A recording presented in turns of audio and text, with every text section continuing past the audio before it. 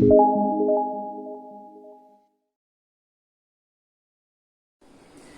morning, students. Today I'm going to tell you a story about a team who was defeated, who was a loser. The team was a complete loser for 10 years. And everybody was thinking कि ये team का तो कुछ नहीं हो सकता है. फिर एक बार तो ऐसा आ गया कि वो टीम के स्पॉन्सर्स जो थे, वो टीम को जो सपोर्ट करने वाले हैं, वो लोग भी सोचने लगे कि ये टीम से कुछ नहीं होगा. फिर फैंस भी कम होने लगे.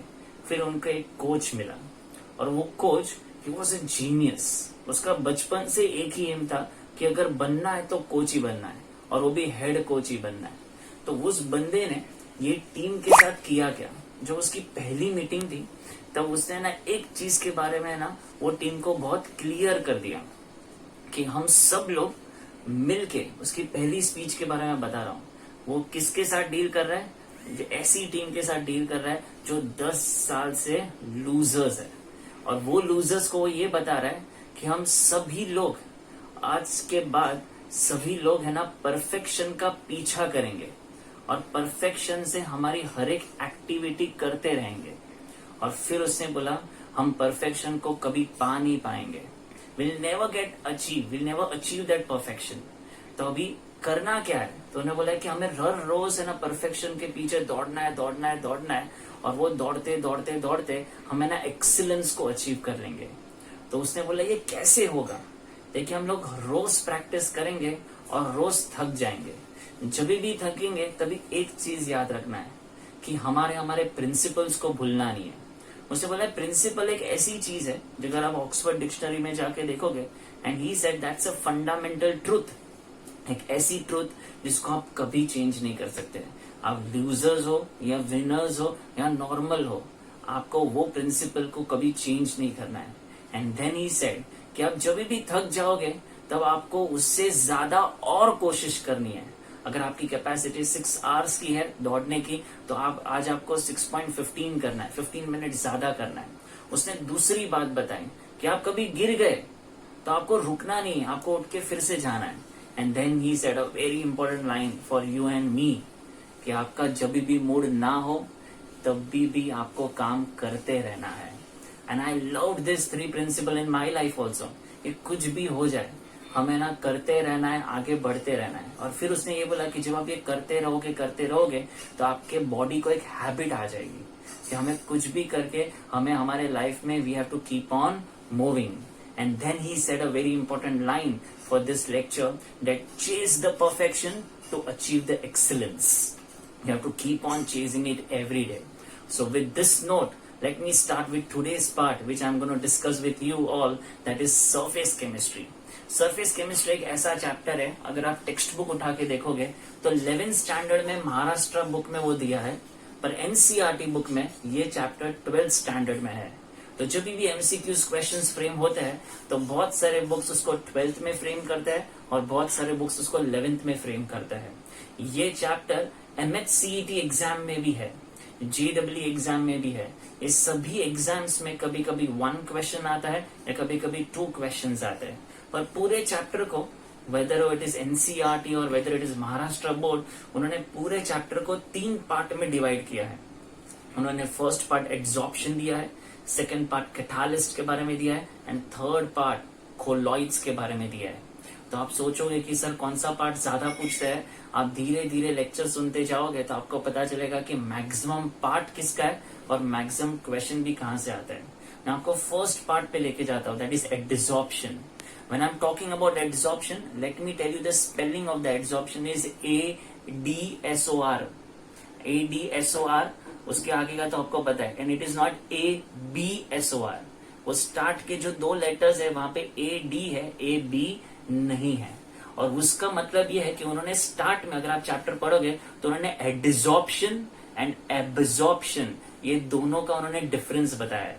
और डिफरेंस मैं आपको सिंपल बता दूं, अगर आपका सल्यूट आपके सॉल्वेंट के अंदर, अगर वो अंदर चला गया सॉल्वेंट के अंदर, और सॉल्वेंट के अंदर चला गया तो वो सॉल्वेंट पे जाके वो अंदर है ना डिसॉल्व होगा, उसको वो लोग एक टाइप ऑफ एब्जॉर्प्शन बोलता है.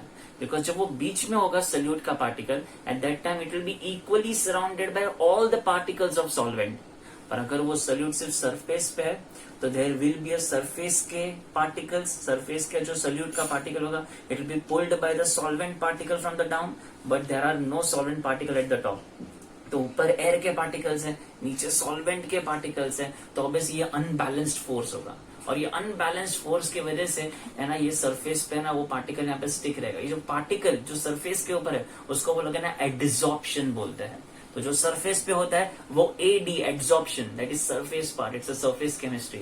और जो बल्क के अंदर, जो पानी के अंदर चला गया, I mean it is surrounded by the solvent particle, उसको वो लोग एब्जॉर्प्शन बोलते हैं। तो स्टार्ट में ना उन्होंने ये दोनों का डिफरेंस बताया है। मैंने आपको सिर्फ डेफिनेशन पॉइंट ऑफ व्यू से डिफरेंस बताया कि ऐसा होता कैसे है। आपको इसके आगे के डिटेल्स एमसीक्यूज के लिए नहीं पढ़ने, बट डायरेक्टली मैं आपको लेके जाता हूँ। एब्जॉर्प्शन दो टाइप के होते हैं। मैं सिर्फ अभी सरफेस की बात कर रहा हूँ, बल्क की बात नहीं कर रहा हूं। और वो एड्सॉर्प्शन दो टाइप के होते हैं, एक फिजिकल एड्सॉर्प्शन होता है और एक केमिकल एड्सॉर्प्शन होता है। तो जैसे हम लोग ने सल्यूट और सॉल्वेंट वर्ड बोला है, वैसे ये चैप्टर में सल्यूट को वो लोग एड्सॉर्बेट बोलते हैं और सॉल्वेंट को एड्सॉर्बेंट बोलते हैं।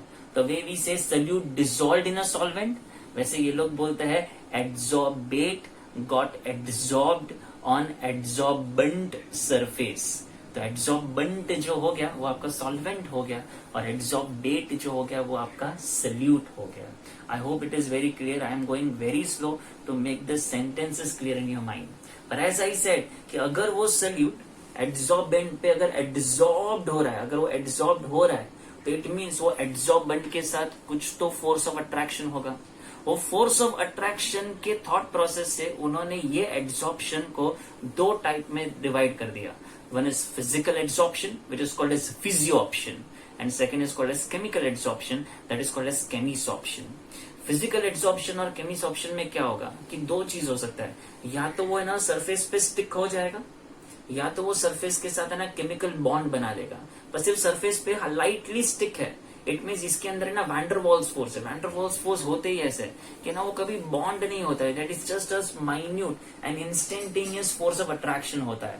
आपको उसके बारे में स्टेट्स ऑफ मैटर चैप्टर में आपने पढ़ा ही होगा कि वैंडरवॉल्स फोर्स ऑफ अट्रैक्शन कैसे होता है।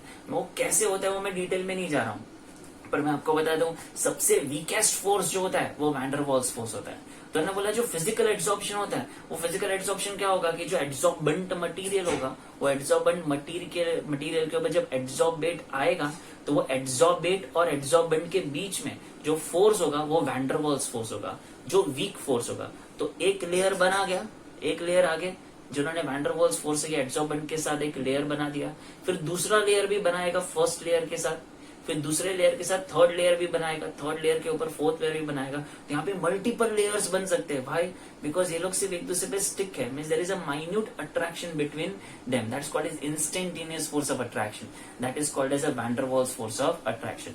And every force of attraction is a weak attraction. पर अगर वो केमिसॉर्प्शन होता तो वही एड्सॉर्बेंट के ऊपर उन्होंने ना केमिकल बॉन्ड बना दिया रहेगा। Chemical bond means what, it can form a covalent bond, जैसा उन्होंने बनाया रहेगा, शेयरिंग ऑफ इलेक्ट्रॉन हुआ रहेगा। तो सपोज एक एड्सॉर्बेट पार्टिकल ने एड्सॉर्बेंट पे उसने sharing of electron covalent bonding कर दिया, उसने केमिकल बॉन्ड बना लिया, दूसरे ने बनाया, तीसरे ने बनाया, चौथे ने बनाया, तो पूरा एक लेयर आ गया।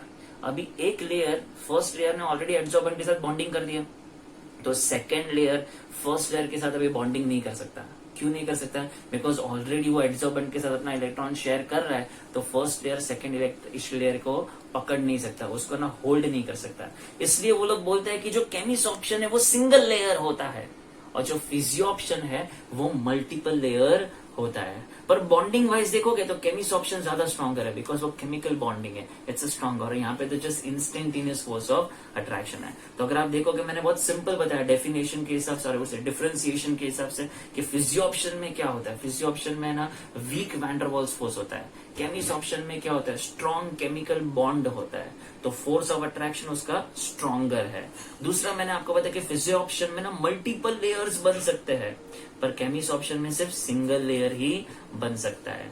पर आपको पता है साइंस में कुछ भी चीज एक दूसरे से जुड़ती है तो there is a force which is evolve, there is a energy which is evolve. तो ये दोनों ही प्रोसेस है ना एक्सोथर्मिक है। तो आप सोचोगे एक्सोथर्मिक है तो एनर्जी कहां पे ज्यादा इवॉल्व होगी, तो ऑब्वियसली जिसका बॉन्डिंग स्ट्रॉन्गर उसमें एनर्जी इवॉल्व ज्यादा। तो किसका बॉन्डिंग स्ट्रॉन्गर था? केमिस ऑप्शन का ज्यादा था। तो केमिस ऑप्शन में bonding is stronger so the energy evolve is more. Physisorption में bonding is weaker so the energy evolve is less, but both of them are exothermic process. तो उन्होंने वो values भी दी है कि वहां पे 20 to 40 होता है फिजी ऑप्शन में, और केमिस ऑप्शन में 40 से 200 तक होता है। पर कभी कभी ऐसा देखा गया इन सम एग्जाम्पल्स, एक्सेप्शन एग्जाम्पल्स है जहां पे केमिस ऑप्शन एक्सोथर्मिक नहीं होता, वहां पे एंडोथर्मिक होता है। तो उन्होंने वो एग्जाम्पल भी है that H2 gas absorbed on the charcoal, ये वाला जो एग्जाम्पल है। पर उन्होंने आपके बुक में ग्लास भी दिया, it is absorb on glass, तो वो भी दिया। तो वो उन्होंने बोला कि वो एंडोथर्मिक है बिकॉज इनिशियली वो H और H के बॉन्ड ब्रेक होने के लिए, उसको एटम्स बनाने के लिए little amount of energy is been absorbed by the H2 gas, इसलिए उसको एंडोथर्मिक भी बोला है। पर ऐसे बहुत ही फ्यू केसेस ही है, तो आप उसको सिर्फ ये एक ही एग्जांपल से याद रखो जो हमारे टेक्स्ट बुक में दिया है। तो आई hope it is very clear कि वो मल्टीपल लेयर आएगा, मल्टीपल लेयर आएगा, एनर्जी इवॉल्व होगा, और एनर्जी इवॉल्व लेस होगा, उसमें van der Waals force of attraction होगा। और एक चीज, फिजी ऑप्शन क्योंकि वीक है ना, तो वो तुरंत टूट भी सकता है और तुरंत जोड़ भी सकता है। इट मीन्स फिजियो ऑप्शन में मल्टीपल लेयर्स बन भी सकते हैं और मल्टीपल लेयर्स टूट भी सकते हैं। इसलिए उन्होंने बोला कि फिजिकल एड्सॉर्प्शन एक ऐसा है जहां पे वो रिवर्सिबल हो सकता है, it can desorbed also, it can adsorbed again also. पर केमिकल एड्सॉर्प्शन में ऐसा बोला है एक बार अगर वो टूट गया तो फिर से वो बॉन्ड नहीं बना सकता। It means chemical adsorption is an irreversible process and physio option is a reversible process. अगर मैं आपको और आगे बताऊं तो आपको पता है ना, 2-3 फैक्टर्स है जो है ना बहुत अफेक्ट करते हैं एड्सॉर्प्शन को। एक तो होता है, 4 फैक्टर्स होते हैं जो चारों फैक्टर के बारे में उन्होंने बताया। एक नेचर ऑफ सल्यूट है, that is nature of adsorbate है, नेचर ऑफ एड्सॉर्बेट गैस। दूसरा नेचर ऑफ एड्सॉर्बेंट या सरफेस एरिया ऑफ एड्सॉर्बेंट है, या थर्ड हम लोग टेम्परेचर बोलेंगे, एंड फोर्थ हम लोग प्रेशर बोलेंगे। ये 4 आपने समझ लिया तो you understand the whole adsorption part. Nature of adsorbate क्या है? एड्सॉर्बेट मीन्स व्हाट, जो गैस एड्सॉर्ब्ड हो रहा है उसके ऊपर के बारे में बताया। तो सोचो अगर वो गैस एड्सॉर्ब्ड हो रहा है तो एक पार्टिकल एड्सॉर्ब्ड हुआ, 2 पार्टिकल एड्सॉर्ब हुआ, 3 पार्टिकल एड्सॉर्ब हुआ। So particles are coming nearby, particles are coming nearby means what, gas molecules are coming nearby. तो नियर बाय कभी होता है जब गैस मॉलिक्यूल्स कंडेंस्ड होता है, और गैस मॉलिक्यूल्स कंडेंस्ड होकर क्या बनता है? लिक्विड बनता है। तो हम लोग ने ये पढ़ा है स्टेट्स ऑफ मैटर में, और temperature at which a gas starts liquefying that's called as a critical temperature. पर ये चैप्टर बोलता है it's a temperature at which a gas starts its absorption that's called as a critical temperature. तो एक ही line इसमें याद रखना है कि कभी गैस ज्यादा एब्जॉर्ब्ड होगा, तो उन्होंने ऐसा दिया है more the critical temperature more is the absorption. For example अगर मैं आपको 4 गैस दे दूं A, B, C, D, A का क्रिटिकल टेम्परेचर 100 केल्विन है, B का 200 केल्विन है, C का 300 केल्विन है, D का 400 केल्विन है, और अब ये चारों गैस 700 केल्विन पे है, और आप उनको 700 केल्विन पे कूल डाउन करके उसको एब्जॉर्ब कर रहे हैं। तो सबसे पहले कौन एब्जॉर्ब होगा? सबसे पहले वो 400 केल्विन वाला एब्जॉर्ब होगा, दैट इज D। उसके बाद C वाला 300 केल्विन, उसके बाद B वाला 200 केल्विन, उसके बाद A जो 100 केल्विन है। तो जब A 100 केल्विन एब्जॉर्ब होना शुरू होगा तब तक तो D कितना एब्जॉर्ब हो जाएगा? तो उन्होंने बोला है कि volume of gas absorb more is for that gas whose critical temperature is higher. So only one line you have to keep it in mind for the nature of adsorbate. That is, more the critical temperature, more is the absorption of the gas. I hope this part is clear. आपके book में इसके पीछे text book में एक table दिया है, वहां पे 4-5 गैसेस के उन्होंने टेम्परेचर दिया। आप देखोगे तो उसमें जिसका ज्यादा टेम्परेचर है वहां पे volume of gas absorbed is more. दूसरा, आप लॉजिकली सोचो कि जिसका सरफेस एरिया ज्यादा होगा उसमें एब्जॉर्प्शन ज्यादा होगा। लाइक अगर मैं बोलूं कि यहाँ पे इतना ही सरफेस है तो इतने सरफेस पे तो एड्सॉर्प्शन थोड़ा ही होगा, पर अगर मैं सरफेस एरिया बढ़ा दूं तो यहाँ पे adsorption would be more. So more the surface area more is the adsorption. तो सरफेस एरिया किसका ज्यादा होता है? फ्लैट सरफेस का ज्यादा होता है कि रफ सरफेस का ज्यादा होता है? So all science student school से पढ़ा हुआ है आपने कि रफ सरफेस में सरफेस एरिया ज्यादा होता है, बिकॉज उसके अंदर है ना खड्डे होते हैं, अनइवन पार्ट होता है, तो अनइवन पार्ट की वजह से वो रफ सरफेस में मोर सरफेस एरिया होता है। So rough surface acts as a good absorbent as compare to a smooth surface. फिर आपको ये भी बात पता चल गया कि it is depend on the surface area, means nature of absorbent भी हो गया, and the most important part is temperature. आप सब ने केमिकल इक्विलिब्रियम में ये पढ़ा है दैट जितना हम लो टेम्परेचर करेंगे, मीन्स आपने ये पढ़ा है ली चैटलर प्रिंसिपल में, if any reaction is an exothermic process, so Le Chatelier principle says exothermic process is always favoured at a low temperature and the endothermic process is favoured at a high temperature. तो exothermic process, तो just think मैंने आपको start से क्या बताया, adsorption process कौन सा है, एक्सोथर्मिक प्रोसेस है। So it will be always favoured at a low temperature as per Le Chatelier principal. Means आपको अगर कोई भी गैस को एब्जॉर्ब करवाना है तो आपको लो टेम्परेचर कर देना है, लो टेम्परेचर पे वो ज्यादा एब्जॉर्ब्ड होगा। एंड दूसरा वेरी इंपॉर्टेंट पार्ट, आप सोचो अगर गैस मॉलिक्यूल्स को अगर आपको इकट्ठा लेके आना है, if you want to bring them all together, then it can bring it together, you can bring it together only and only if you apply high pressure. तो जितना ज्यादा हाई प्रेशर होगा उतना गैस ज्यादा एब्सॉर्ब होगा। So very simple condition, low temperature and high pressure is a condition for the more absorption. पर ऐसा देखा गया है एब्सॉर्प्शन में कि जब आप हाई प्रेशर अप्लाई करते हो ना, तो आपने प्रेशर बढ़ाते गए तो एक सिंगल लेयर एब्सॉर्ब हो गया, फिर आप उसका और प्रेशर बढ़ाओगे ना तो सेकेंड लेयर थर्ड लेयर में ना एब्सॉर्प्शन का जो पावर है या एब्सॉर्प्शन जो स्पीड से हो रहा है वो स्पीड है ना कांस्टेंट हो जाएगा। Y?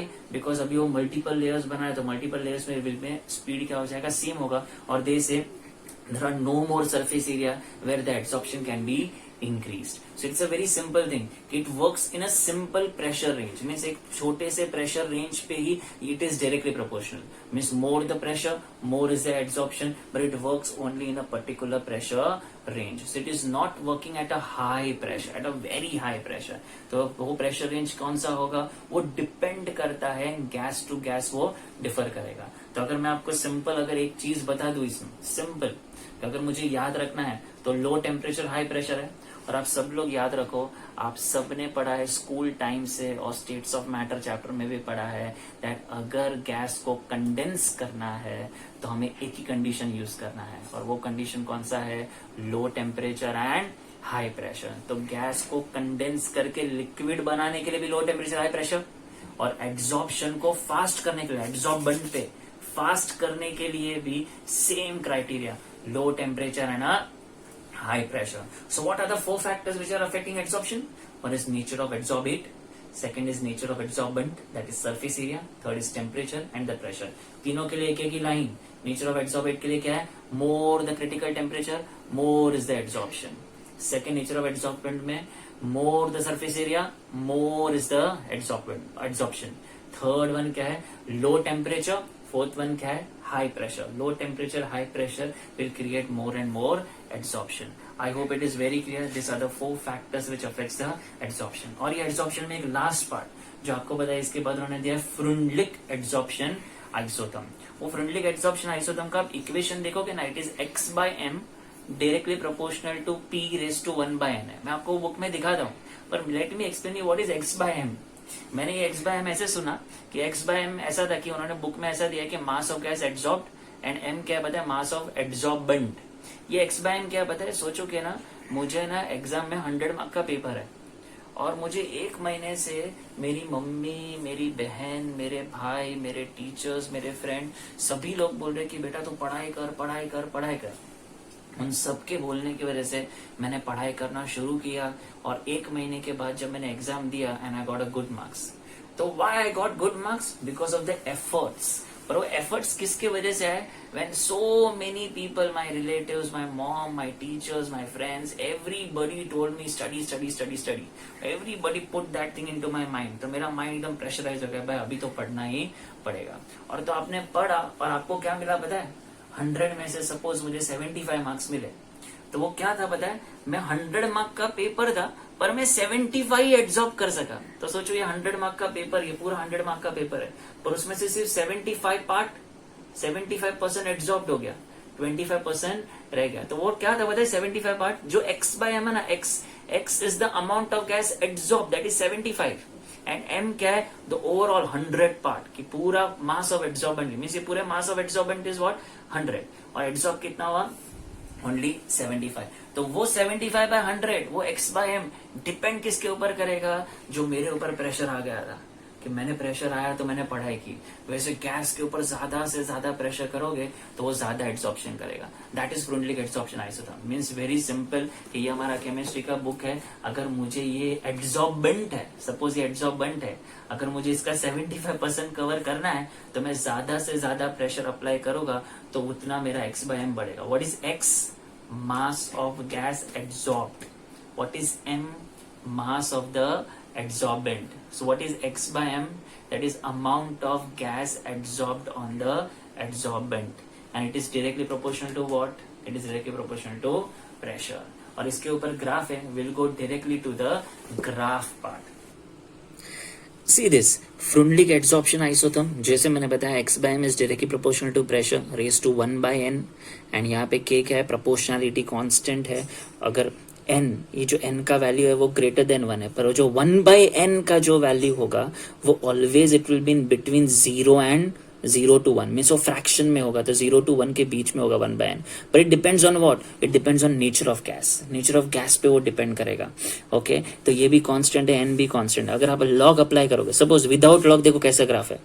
It is a parabolic passing through origin है, तो यहाँ पे आप स्लोप नहीं निकाल पाओगे. पर अगर आप लॉग अप्लाई करोगे तो लॉग ऑफ x/m, ये log k, ये 1/n वहां पे आ जाएगा तो 1/n log p. So this is y is equal to mx plus c. तो it is a log of x/m against log p. तो अगर आप ये वाला ग्राफ देखोगे log of x/m against log p, तो it is nothing but x, ये x/m against log p देखोगे तो वहां पे देखो स्ट्रेट लाइन आया और हमें स्लोप मिल गया, that is 1/n, जो क्या था? कांस्टेंट था. और इसका वैल्यू मैं आपको बोल रहा हूँ it will be in between 0 to 1. ये 0 to 1 के बीच में ही होगा. आई होप इट इज क्लियर. यही है. आई होप आपको समझ में आएगा व्हाट इज x/m. x/m में वापस बता दिया mass of gas adsorbed, and ये क्या है? Mass of adsorbent. It will directly proportional to what? Pressure. जितना ज्यादा प्रेशर करोगा उतना ज्यादा एड्सॉर्ब्ड होगा. इसका मतलब यही है. ये सेम चीज गैशियस पार्ट जो एड्सॉर्ब हुआ है उसके लिए, पर ये सेम चीज उन्होंने सोल्यूशंस के लिए भी अप्लाई किया. Look at this. x/m is directly proportional to concentration. तो मेरा जितना ज्यादा कॉन्सेंट्रेशन होगा उतना ज्यादा वो एड्सॉर्ब करेगा. Simple. That is applicable to liquid molecules, or I would say it is applicable to solutions. वहां पे आप log अप्लाई करोगे तो सेम वैसा ही ग्राफ आएगा, लीनियर ग्राफ आएगा. तो ये एक्चुअली पूछते नहीं है, बट यू जस्ट रिमेंबर कि ये जो डायरेक्टली प्रोपोर्शनल टू प्रेशर है वो गैस के लिए है, पर डायरेक्टली प्रोपोर्शनल टू कॉन्सेंट्रेशन है वो सॉल्यूशंस के लिए है. So I hope it is very clear to you what is Freundlich adsorption isotherm. और जो मैंने आपको बताया 4 फैक्टर्स जो अफेक्ट करते हैं, you remember nature of gas adsorb, nature of surface area of adsorbent, pressure and temperature. तो ये मैंने आपको पूरा बता दिया. उसमें 1 लाइन है, तो आप ये सिनॉप्सिस पढ़ लेना. ओके एंड देन मैंने आपको जो स्टार्ट में आपको जो डिस्टिंग्विश बताया था, just look at this distinguish. Physio option, chemist option, distinguish आपके पास भी, आप घर पे बैठ के एक बार रीड कर लो तो आपको पता चल जाएगा what is the difference between physio option and chemist option. With this I can say that कि होगा क्या कि अगर आप पूरा देखोगे तो एड्सॉर्प्शन यहाँ पे खत्म हो जाता है. As per are standard text books, जो बहुत सारे एमसीक्यू बुक्स में भी नहीं दिया है, वो है ना एड्सॉर्प्शन का है ना एप्लीकेशंस है. और वो एड्सॉर्प्शन का एप्लीकेशंस कैसे होता है, आई होप आपको समझ गया. एड्सॉर्प्शन में इतना ही है. Physical adsorption, chemical adsorption, factors affecting adsorption and Freundlich adsorption isotherm.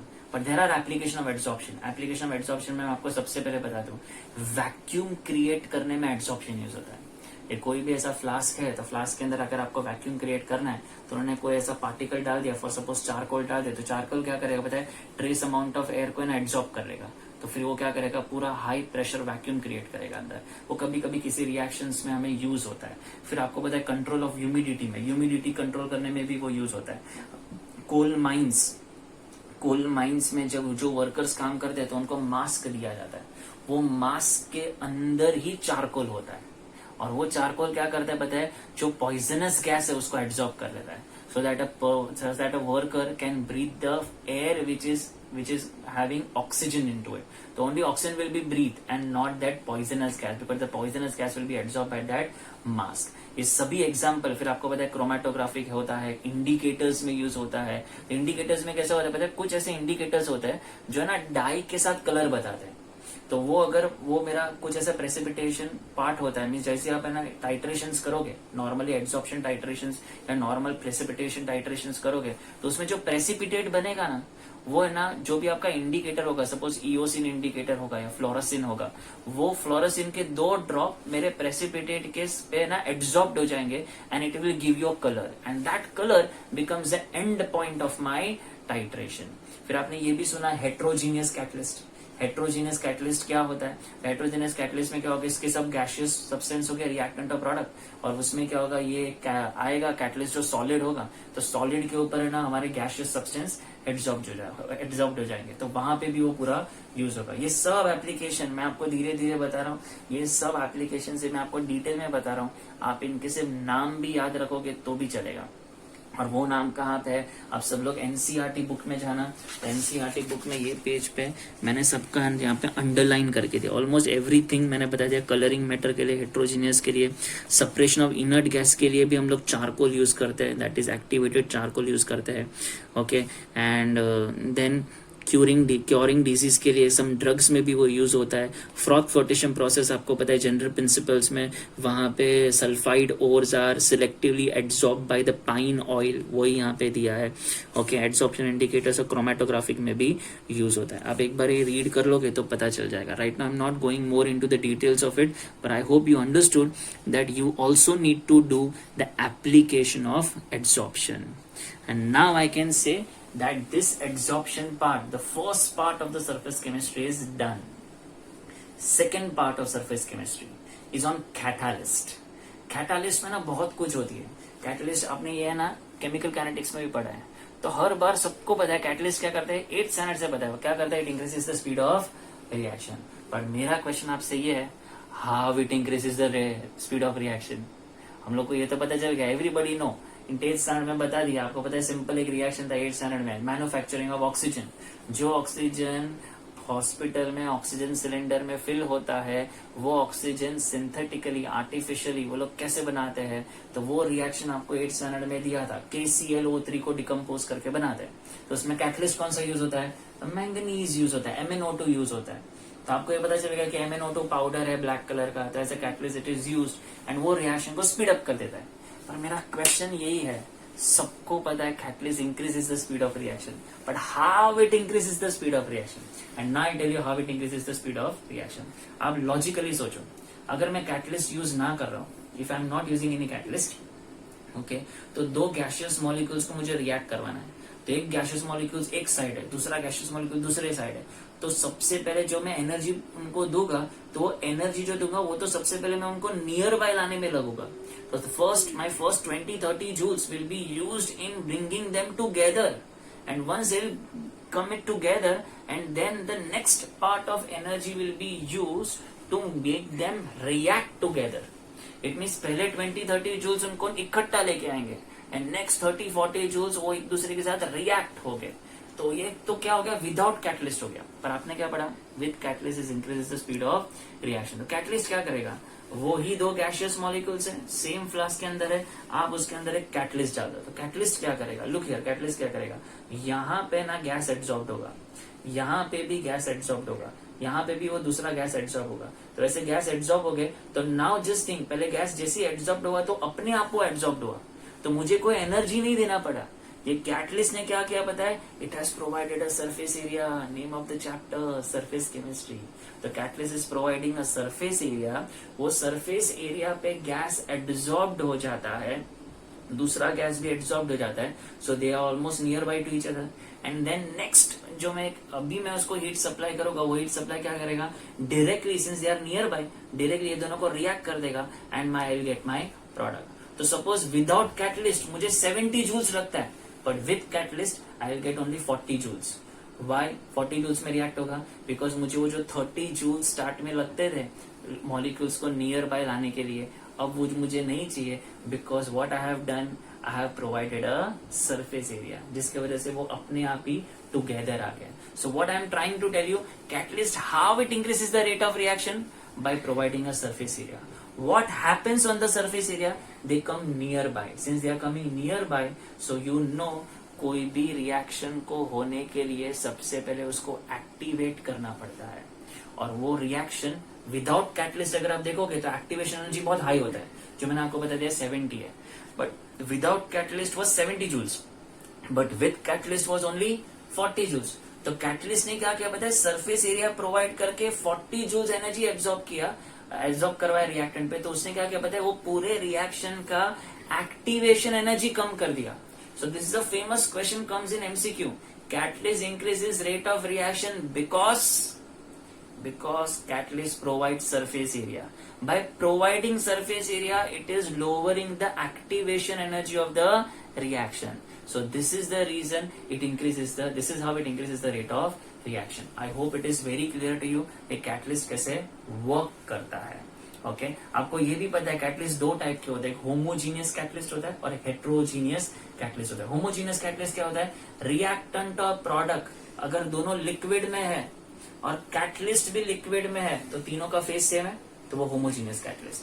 पर रिएक्टेंट और प्रोडक्ट दोनों गैसियस स्टेट में है पर कैटलिस्ट आपका सॉलिड स्टेट में, दोनों के दो डिफरेंट फेज आ गए। रिएक्टेंट प्रोडक्ट गैसियस थे पर catalyst was in a solid state, two different phases you got, it means it's an heterogeneous catalyst. तो मैं आपको बता दूं हेट्रोजीनियस कैटलिस्ट के सभी एग्जांपल्स एक ही पार्ट पे होता है कि gases got absorbed on solid surface. ये आपने देखा रहेगा, आपने हाइड्रोकार्बन्स में देखा रहेगा, आपका famous hydrocarbon hydrogenation of alkyne, hydrogenation of alkyne. तो उसमें आपको पता है वी यूज रानी निकल catalyst, platinum catalyst, palladium catalyst. तो रानी निकल प्लैटिनम पैलेडियम है क्या, सब सॉलिड कैटलिस्ट है। उसके ऊपर एड्सॉर्ब कौन होता है, H2 गैस एड्सॉर्ब होता है और वो जाता है किधर, अल्कीन के अंदर जाता है और तुरंत H2 अल्कीन के साथ रिएक्ट हो जाता है। तो you know this is all about heterogeneous catalyst. दूसरा पार्ट, हम लोग का ना कभी कभी ना कैटलिस्ट की एक्टिविटी को फास्ट कर देना है। अगर आपको कैटलिस्ट की एक्टिविटी को फास्ट करना है तो कैटलिस्ट के साथ वो लोग एक चीज और ऐड करेंगे, दैट्स कॉल्ड एज प्रमोटर। तो प्रमोटर क्या करता है बताए, मैं आपको मैकेनिज्म वाइज में, प्रमोटर क्या करेगा बताए, कैटलिस्ट अगर फास्ट दौड़ रहा है उसकी स्पीड को और फास्ट कर देगा। कैसे फास्ट करेगा, मैंने आपको क्या समझाया, कैटलिस्ट क्या कर रहा था, सरफेस एरिया दे रहा था, तो वो प्रमोटर क्या करेगा, सरफेस एरिया को मॉडिफाइड कर देगा। मॉडिफाइड कर देगा मीन्स व्हाट, थोड़ा ज्यादा सरफेस एरिया कर देगा।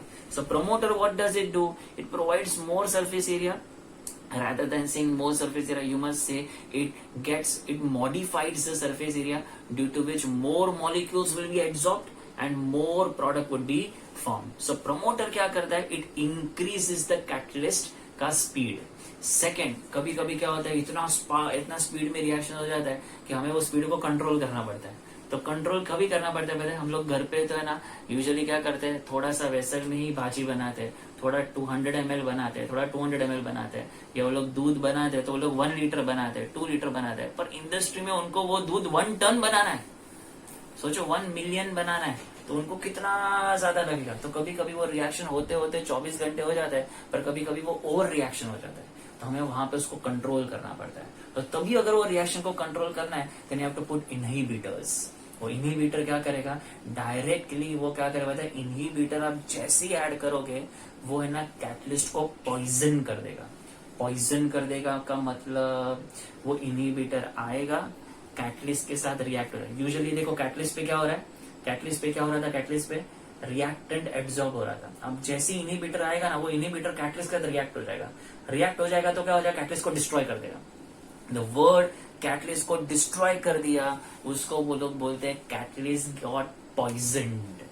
वो पॉइजन्ड हो जाता है कैटलिस्ट और वो डिस्ट्रॉयड हो जाता है। वो कौन करता है, वो इनहिबिटर करता है। आप सबको पता है अपने 11th में अल्कीन्स में ये पढ़ा हुआ है कि हम लोग का जो अल्कीन पार्ट है वो अल्कीन हमारे ऑटोमोबाइल इंजन में आता है। तो ऑटोमोबाइल इंजन में वो एक पार्ट है, एक कैटलिस्ट को ना वो पॉइजन कर देता है। वो जो पॉइजन कर देता है तो वहां पे वो लोग इनहिबिटर्स जो होता है वो है ना उसको पॉइजन कर देता है। वो अवॉइड करने के लिए वो लोग बोलते हैं आपको अनलेडेड पेट्रोल यूज करना है, बिकॉज वो लेड ही है जो पॉइजन कर देगा। और लेड को अवॉइड करने के लिए वो लोग बोलते हैं आपके पेट्रोल के अंदर लेड कम होना चाहिए। This is one of the example. आपको समझ गया, कैटलिस्ट समझ गया कि क्यों यूज करते हैं, कैसे यूज करते हैं, इनहिबिटर समझ गया, प्रमोटर समझ गया। और मैं आपको एक पार्ट बताता हूँ, कभी कभी कैटलिस्ट पे अगर बॉन्डिंग स्ट्रांग हो गया रिएक्टेंट का, तो रिएक्टेंट का बॉन्डिंग स्ट्रांग होगा तो वो रिएक्ट ही नहीं होगा। तो मैंने बोला कि reactant should get bonded to a catalyst, but that bonding should be less. I mean that bonding should not be so strong. Bonding should be moderate. वो moderate bonding होगा ना तो ही वो reactivity होगा। अगर bond stronger हो गया तो रिएक्शन होगा ही नहीं। तो उन्होंने क्या बोला पता है, दैट कैटलिस्ट एक्टिविटी में ये दिया है। कैटलिस्ट एक्टिविटी का मतलब क्या है, that catalyst should get bonded to a reactant but it should be moderately strong, it should not be that stronger कि वो आगे रिएक्शन ही ना करे। That is the meaning of catalyst activity वाला पार्ट। और कभी कभी कैटलिस्ट सिलेक्टिव होता है, मीन्स कैसा है कि CO प्लस H2 वाला आपके बुक में एग्जांपल दिया है, मिथेनॉल दे देता है।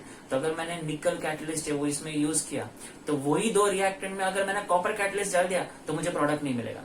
It means catalyst are selective, means CO plus H2 के साथ यही कैटलिस्ट चाहिए तो यही लगेगा, और उसमें आप दूसरा कैटलिस्ट ऐड करोगे तो नहीं चलेगा। तो सबको क्या लगता है, हम ट्रांजिशन मेटल्स है सर, निकल भी ट्रांजिशन मेटल है, कॉपर भी ट्रांजिशन मेटल है, यूज कर देते हैं। यूज करोगे, पर रिमेंबर निकल का एटॉमिक नंबर डिफरेंट, निकल का shape and size different, copper का shape and size is different. तो दोनों का shape and size is different, तो प्रोडक्ट इज डिफरेंट। मैं कैसे सोच रहा हूँ बताएं, मैं एक सिंपल सोच रहा था कि मेरी मम्मी है, मेरी मम्मी के जो हाथ है ना वो कैटलिस्ट जैसे है, और मेरी बहन के हाथ है ना वो कैटलिस्ट जैसे है। दोनों सेम इंग्रेडिएंट्स डालते हैं पर दोनों का टेस्ट का डिफरेंट है। क्यों डिफरेंट है, बिकॉज दोनों के हाथ का और दोनों का थिंकिंग पावर का है ना साइज डिफरेंट है। तो साइज डिफरेंट है, दोनों का एक्सपीरियंस में डिफरेंट है। तो मैं आपको क्या बता रहा हूँ, बताया कि कैटलिस्ट आर सिलेक्टिव, कि ये बनाएगा ना, ये कैटलिस्ट डालेंगे तो यही प्रोडक्ट मिलेगा, कोई दूसरा कैटलिस्ट डालोगे तो कोई दूसरा प्रोडक्ट मिलेगा। It means catalyst are specific, कि ये रिएक्शन में ये रिएक्टेंट के लिए ये कैटलिस्ट ही लगेगा, दूसरा कैटलिस्ट डालोगे तो वो प्रोडक्ट नहीं बनेगा। तो मैं आपको उसका एक एग्जाम्पल बताता हूँ। See this example, CO plus H2 जो मैं बोल रहा था उसमें निकल कैटलिस्ट हुआ तो देखो मीथेन मिल गया। CO प्लस H2 है तो उसमें कॉपर और जिंक ऑक्साइड कैटलिस्ट है तो देखो मिथेनॉल मिल गया। तो मैं आपको क्या बोल रहा था, बताया रिएक्टेंट सेम है पर कैटलिस्ट डिफरेंट हो गया तो प्रोडक्ट डिफरेंट है। It means they are selective. तो आपका क्वेश्चन ये है कि हमें MCQs में याद रखना है, तो यूजुअली अभी तक MCQs में पूछा नहीं है, पर आप सिर्फ पढ़ने के लिए एक बार रीड कर लो तो आपको समझेगा कि this is how the catalyst work. एक और पार्ट है कैटलिस्ट में, वो है ना जियोलाइट्स है। जियोलाइट्स है ना, ये ना पेट्रोलियम इंडस्ट्रीज में यूज होता है फॉर क्रैकिंग ऑफ हाइड्रोकार्बन के लिए। ये जियोलाइट्स के अंदर क्या होता है पता है, नॉर्मल सिलिकॉन के चेन्स होता है, सिलिका का पूरा नेटवर्क होता है SiO, उसमें कुछ सिलिकॉन के atoms are been replaced by aluminium, तो उसको वो लोग एल्यूमिनोसिलिकेट्स बोलते हैं। और वो एल्यूमिनियम के आने की वजह से उसके अंदर ना पोर्स आ जाते हैं, पोर्स, और वो पोर्स में ना that surface area of that pores they are acting as a catalyst.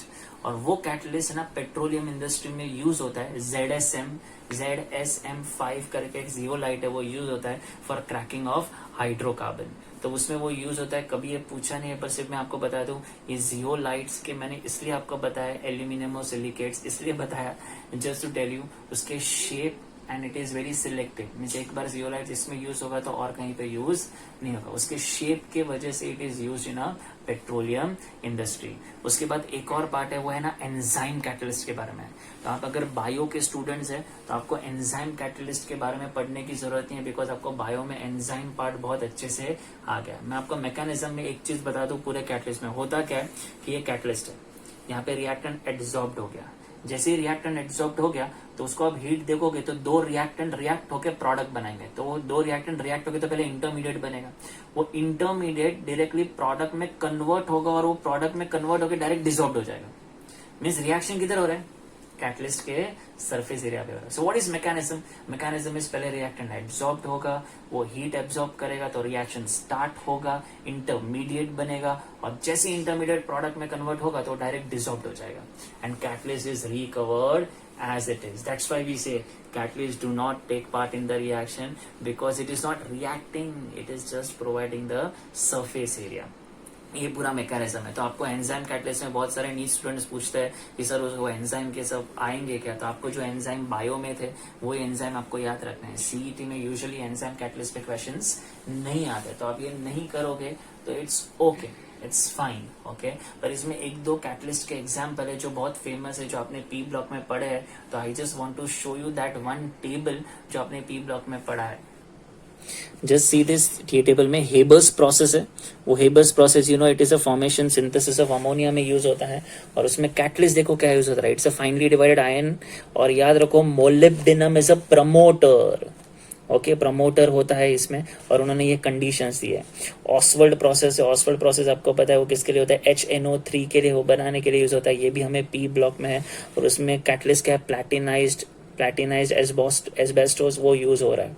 दूसरा आपको कॉन्टैक्ट प्रोसेस है, you know this, contact process में क्या होता है, फॉर्मेशन ऑफ H2SO4 होता है, एंड उसमें कैटलिस्ट कौन होता है, V2O5 कैटलिस्ट यूज होता है, जिसका नाम है वैनेडियम पेंटॉक्साइड। और यही H2SO4 instead of contact process, you know in P block you are using lead chamber process. तो लेड चेम्बर प्रोसेस में NO is used as a catalyst, NO is used as a catalyst. So I hope you understood, ये वाला आप देख लेना, ये आपको already पता है P ब्लॉक में, इसलिए मैंने सिर्फ बताया कि this all examples we need to keep it in mind, because वो P ब्लॉक से भी आते हैं और यहाँ पे सरफेस केमिस्ट्री से भी आते हैं।